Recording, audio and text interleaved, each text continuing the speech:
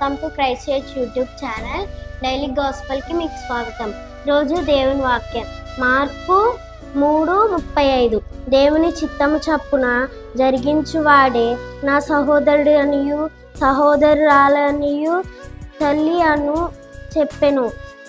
అంటే ఎవరైతే దేవుని చిత్తం చప్పున చేస్తారో వారు దేవుని సహోదరుడును సహోదరి అనబడతారు. అలా కాకుండా మనకి ఇష్టానుసారంగా మనం చేసినట్లయితే ఆయన చిత్తము మనం నెరవేర్చలేము.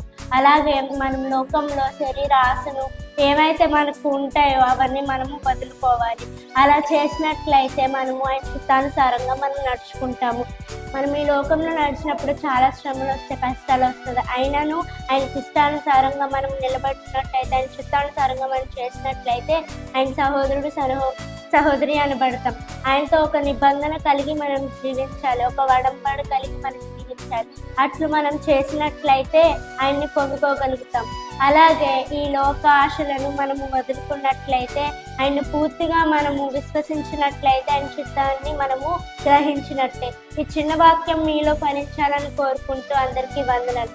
Please do like, share and subscribe for more updates.